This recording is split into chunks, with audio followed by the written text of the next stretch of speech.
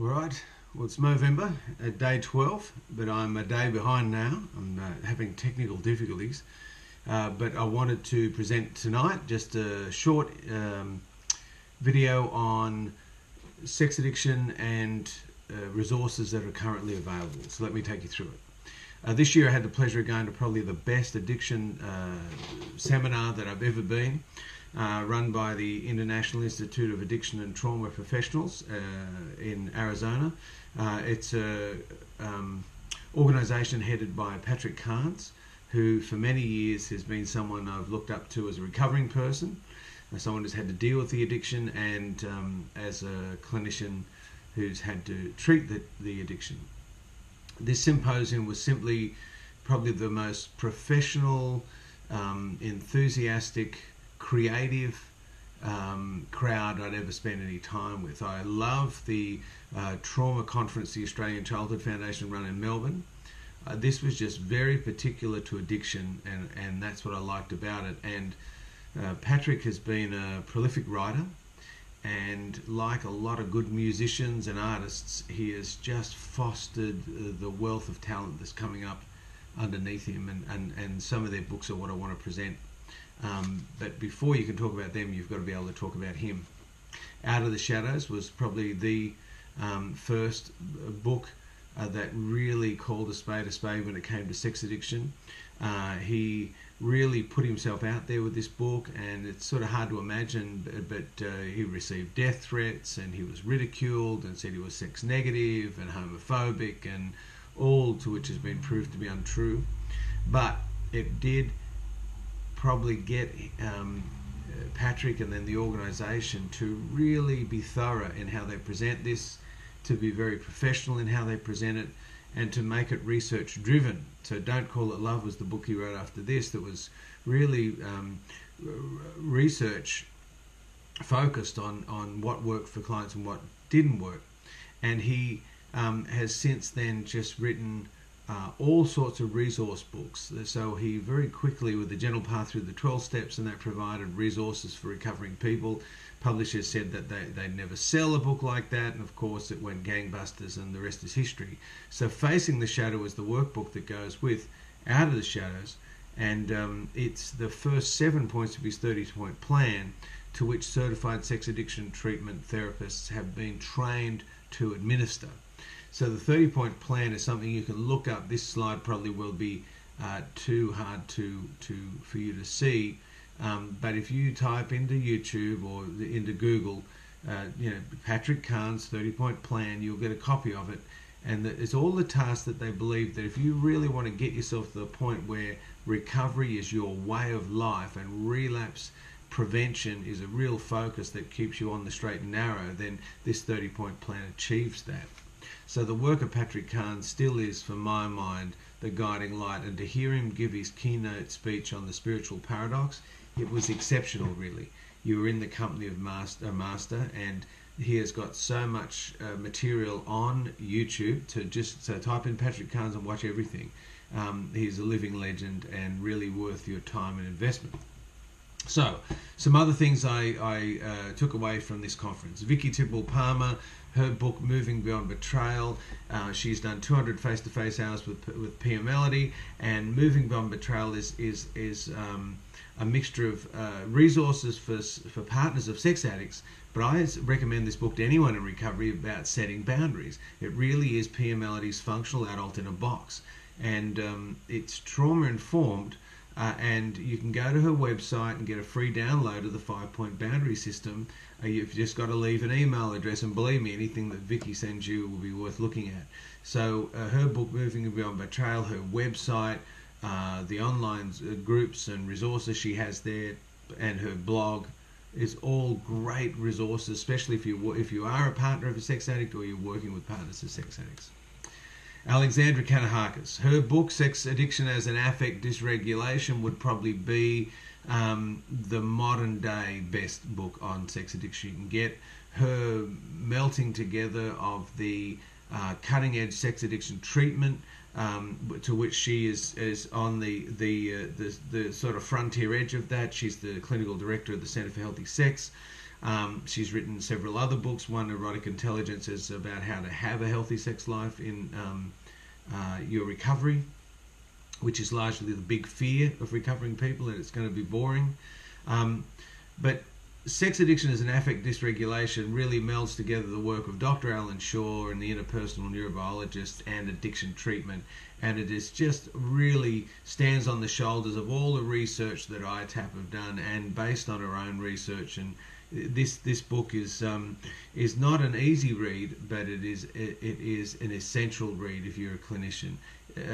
So please check her out. Again, her keynote speech at the symposium sort of ended up in a 5-minute standing ovation. It's available online. Her other YouTube videos are well worthwhile.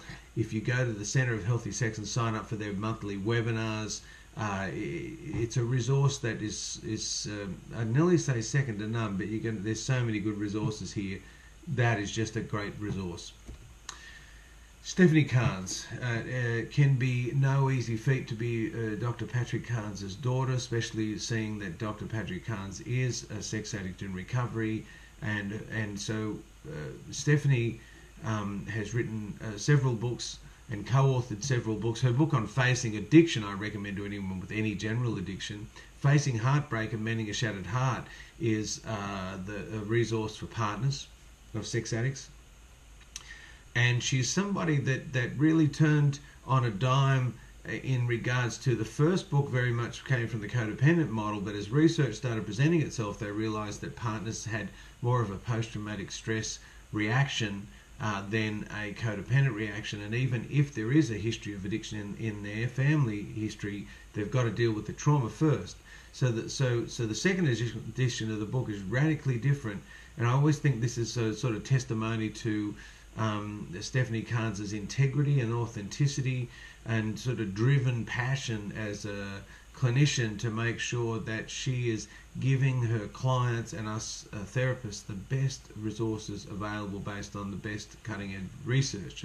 Please check her out. Huge presence online, lots of webinars, fantastic resource. Deborah Kaplan, I'm really excited. In December, she's coming out here to run Module 3 for us candidates that are learning to be sex addiction therapists. Her book, though, For Love of Money, brings together, as the title says, exploring sexual and financial betrayal in relationships. She's ex-Wall Street, current therapist, author now. And this book was presented at the symposium, and it brings together that how in relationship we can be exploited, and so through financial means, through sexual means, and so this book for people that and it sort of feeds into some of the research tools that are available for clinicians at ITAP. Really strong and powerful speaker, really good book to read. I read it on the plane coming back home. It really is useful when it comes to narcissism, money, domination, exploitation, and humiliation. Sexual rage or erotic rage. The next book I want to present is Russell Gartner. Russell Gartner's book called Betrayal as Boys, Psychodynamic Treatment of Sexually Abused Men. He presented a keynote speech at the symposium. It's a heartbreaking subject matter, the abuse of boys. I mean, what we can see now through the Catholic Church, through some of the large movements like Scouting, and just largely when family systems sexually abuse boys, with the culture, the way that it is, it's largely kept a secret, lots of shame, can't tell peers, can't tell anybody. And so when these men start to live out the symptoms of this, it usually comes to the surface due to mental health conditions, addiction issues, etc. And so this book is a very powerful, direct book on skills to deal with clients of this nature with this sort of history, and how to be very sensitive to their particular needs and dilemmas. I'm still amazed at how, because of the socialization of boys to men, that sexual abuse mightn't come out as a clear and observable symptom. And I only spoke to someone recently, as recently as this week, that it got a report from a psychologist for a court case they're involved in, saying that their sexual abuse as a child by a minister in a church had nothing to do with his mental health condition. So these sorts of books are really important for us to be able to support that client base. Dr. Kenneth Adams, amazing resource. I spent a lot of time. I've done Module 2 with Ken. I did some workshops with Ken when I was in America. His book, Silently Seduced, addresses the issue of enmeshment of men to their mothers and how that can debilitate their adult relationships and sometimes even keep them out of it. Great book for that client population. So if you're a partner or a mother or a sister watching this and you know this happened to your family member or loved one, please seek this out and get a copy to them. Wendy Conquest wrote a book called Letters to a Sex Addict, and then Dan Drake, a sex addiction therapist, said, you need to have a companion book for that, for letters from a sex addict. And so this workshop I got to attend there was based on this second book, Letters from a Sex Addict. But these two together are great resources because they speak about in regards to the cycle of addiction and then the cycle of recovery. They're letters written from every perspective, so they really grow empathy, really useful for addicts, because addicts largely, if they get caught and end up in treatment, are in crisis where the partner is in pain and trauma. So these things help grow empathy to get them to walk a mile in the shoes of the partner, but also that partners that are traumatized can really get some helpful and useful information from the perspective of the addict. So these two books together are great to have on your bookshelf if you're a clinician, and if you're a sex addict or a partner of a sex addict, great reading and will give you hope by reading it. Robert Weiss. Robert Weiss would have to be the jewel on the crown. He would be the star on the top of the Christmas tree.